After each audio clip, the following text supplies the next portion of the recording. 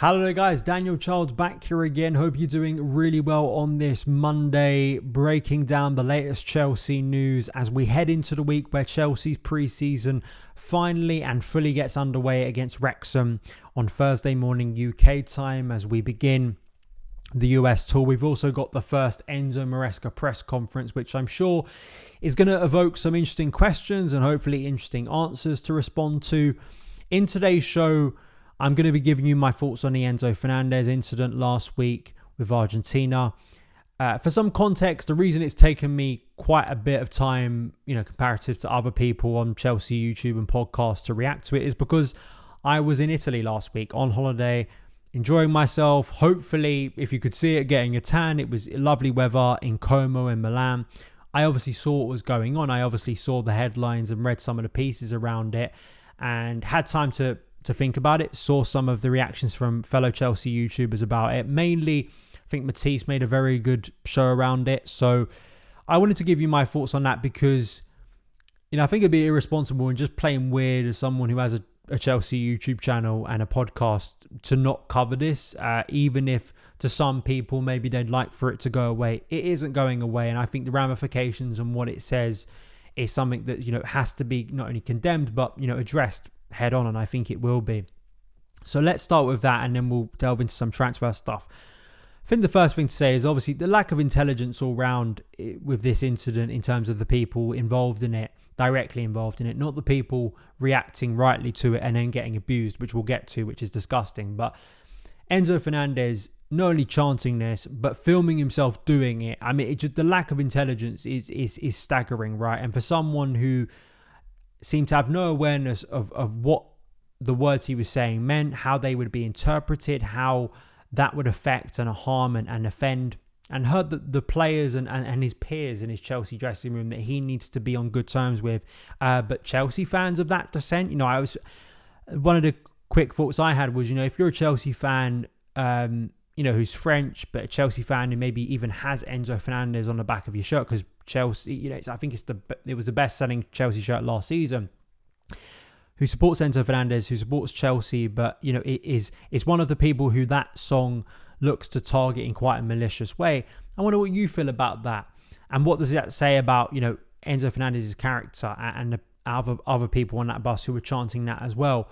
So there's that point, the disrespect towards his peers, and what will now happen. I mean, the repercussions for this are pretty severe, not only for Enzo Fernandez, but I read a piece from Greg O'Keefe for The Athletic, and it was really the major fallout, the politicians involved in this, especially from an Argentina point of view, really defensive of Enzo Fernandez and having a go at French politicians for speaking up on this and wanting to see some form of punishment towards Enzo Fernandez and Argentinian players for doing this. Obviously, there is an historical background here with this chant that originated from fans at the Qatar World Cup before their final.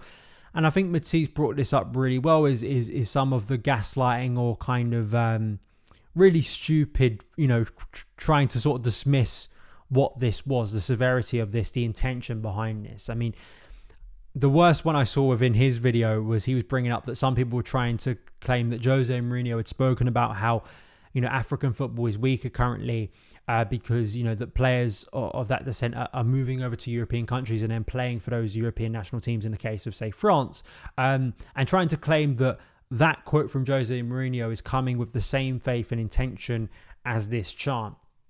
I mean, so insulting. I can't believe there are people who actually believe that, but, social media does kind of warp reality, and, anyone with a pair of, working eyes and ears, or just, an understanding of the sensibility, what that means, the words that were coming out of those players' mouths, especially, Enzo Fernandez filming that.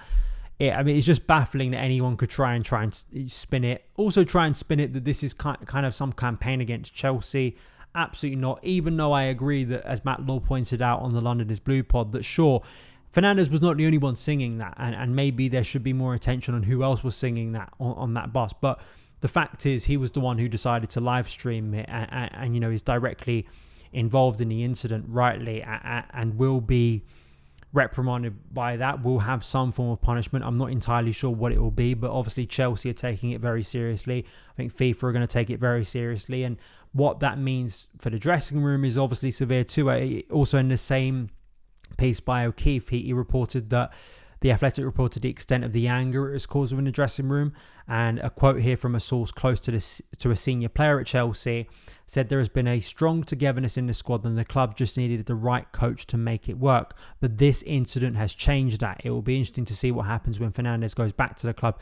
Apparently another individual familiar with the team environment described the situation as being even more dire and that the camp had initially been fractured. I think directly to Maresca's first press conference, where I know we criticise sometimes these press conferences where questions seem to be irrelevant to what's going on, but I'd be absolutely stunned if there is not at least one question or more about this incident.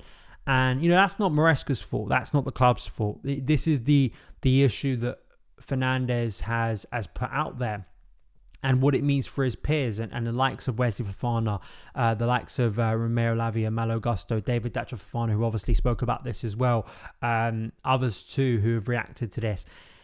It's staggeringly selfish of Fernandez. It's staggeringly incompetent. It's obviously insulting. It is a racist chant and it needs to be condemned as such.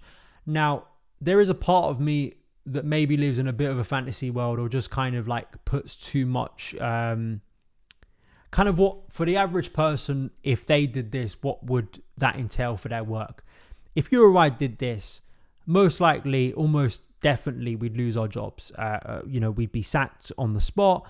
There'd be, not legions of people online defending us and trying to warp reality. And I think that, if you're someone coming at it from kind of a common sense or kind of an average person looking at this, you'd go, well, the repercussions would be very severe, very, very severe to the average person. Of course, when you're a footballer who costs a lot of money, we know that obviously that changes slightly. So Enzo Fernandez is very, very unlikely to lose his job. I think the worst it could get is kind of an extensive ban, but the worst I heard was potentially a 6-month ban. But then you kind of have to question if Fernandez is getting that on his own. Why aren't other people on that bus also getting that ban? But there will be some form of punishment, and I also think education, or there needs to be honest conversations within the group, because morals in football is something that, when I do feel more cynical, it kind of feels like it is a little bit non-existent. And it's all kind of, surface level kind of virtue signaling by clubs and brands and, people who want to say the right thing at the right time. But when it, comes down to it, money's going to play a massive part.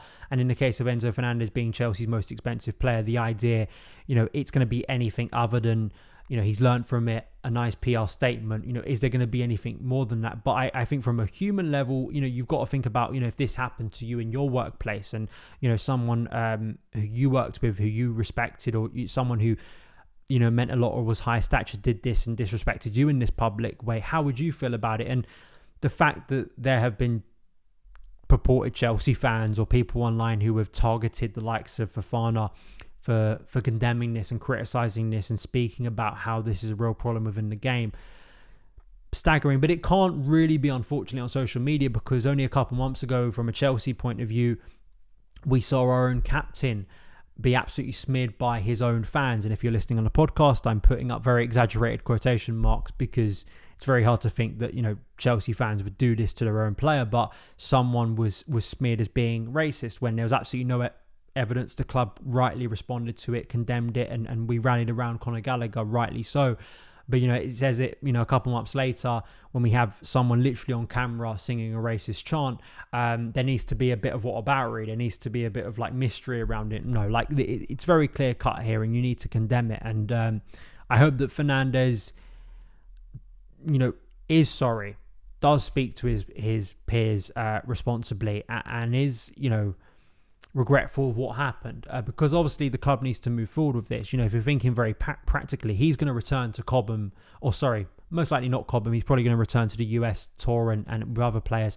This is a big season, and obviously Maresca is going to be asked about this in the press conference. And please don't take what I'm about to say as me having a go at the club. This is not obviously relevant to that right now, but it has been a messy summer for Chelsea Football Club, and unfortunately, this is the most messy incident, and it really, sours any positivity, and that's a real shame. But that is the reality. We can't hide away from that, and there's no point trying to sweep it under the rug here. But that doesn't mean that we're responsible, that the club's responsible, that Maresca's responsible, that Fofana, because he and others have rightly reacted to it, I think, in the appropriate manner and the human manner that you'd expect, it's their responsibility. No, it was Enzo Fernandez's responsibility. He decided to put that on camera, and the players on that bus who decided to chant that, and they will face the repercussions. But it's obviously a very depressing situation, and I don't think it's just going to be solved by a nice PR statement. I think obviously the repercussions of this will be felt and hopefully can be resolved in a positive way. But this obviously also goes beyond just what does it mean for players playing on the pitch. I mean, it's obviously a more serious situation than that. So please do give me your thoughts in the comments below, because just dreadful situation. Before we wrap up, obviously we've got a couple of transfer stories to delve into here. Lukaku, Napoli, his another reunion with Antonio Conte. Obviously played really well under at Inter Milan. It's not that surprising. It feels like one of those you could kind of easily write down and go, yeah, that makes a lot of sense. Now financially, obviously, it seems that there is still a little bit of a gap between Chelsea and Napoli. What does this mean for Victor Osimhen? If they're going to plough money into Lukaku, but it's clear that Conte would like Lukaku. Lukaku clearly wants to stay, and it would resolve the Lukaku-Chelsea saga, finally. Apparently, Chelsea are holding out for close to £30 million, but apparently there has been at least a lower offer, or at least Napoli are looking to pay less, but apparently Lukaku himself has agreed a 3-year contract. So it'd be nice if this gets done. Obviously, from a wage point of view, from a financial point of view, it'd be really helpful for Chelsea if you get the wages and whatever else off the books for Lukaku, because it's obviously been an ongoing headache for this ownership since they took over in 2022. So I think the move will happen.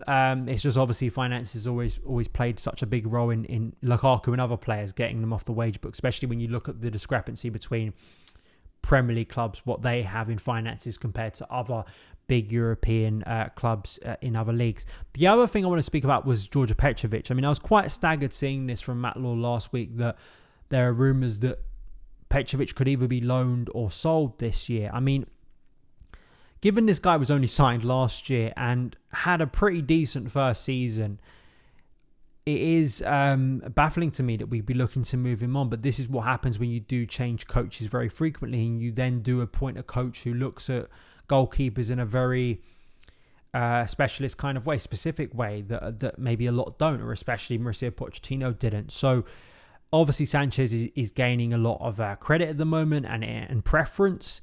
I spoke about my concerns over that last week, but just focusing on Petrovic, I think it'd be a shame if he was sold. Loaned is a little bit weird after the season he's just had, but then it does beg the question, who are you going for in the market? Because it's clear that Chelsea apparently want to sign a goalkeeper, as Matt Law has also reported. I know there were reports out of Spain that Andre Lunin could be moving to Chelsea, but apparently he doesn't fit the profile of goalkeeper. But apparently Chelsea are unlikely to target a high profile number one. I do think, again, as I've stressed before, and it's not just me talking about this right here, we're about to see it play out potentially, is that I think the goalkeeper situation is one that could move very, very quickly and in a different direction than it currently feels, because games are going to start being played, and Chelsea, I think in a good way, are playing some good opposition across this pre-season as it goes on. When you're playing the likes of Man City, Real Madrid, Inter Milan, before we do eventually get into the first game of the Premier League season, Sanchez is going to be tested. He's going to be tested in a big way, and if it doesn't go well, I think there could be a very knee-jerk reaction for Chelsea to move in the market. Now, I don't think Chelsea will move in the market for a Mike Maignan. I think that would be a brilliant signing, but I still don't think that's going to happen this summer. But it could mean that they have to radically rethink what they're doing, and that's why I think Petrovic should, stick around. I think the same about if we're bracketing now Petrovic as kind of like a Fofana, in the sense that where could he be loaned but actually could stay and he could help the club, even though I think Petrovic should be more than that, because he was a first teamer. He was rightly our first choice goalkeeper for all of last season, especially post Christmas. For me, I really don't understand why you'd want to take a flippant move with this, because if Sanchez doesn't start improving quickly, which he really needs to as Chelsea goalkeeper, and he proves that actually he can be competent with the ball at his feet. If he's not, you want to at least have someone there instantly who can step in, and then maybe that gives you a little bit of breathing room to look in the market for someone else. I think the worst thing would be is you make a knee-jerk reaction on Petrovic, feel, yeah, we need to get him out of the club. Don't really have much clarity on who that replacement's going to be. And then Sanchez doesn't fulfill that role, and then you really are panicking. And as we've seen with Chelsea in the past, when they are panicking, especially over goalkeeper, which is such a key position, especially for Maresca, you potentially make really bad decisions. So those are my thoughts on that. So that is it for today's show. Please let me know your thoughts on everything I discussed, and I will see you again very soon. All the best.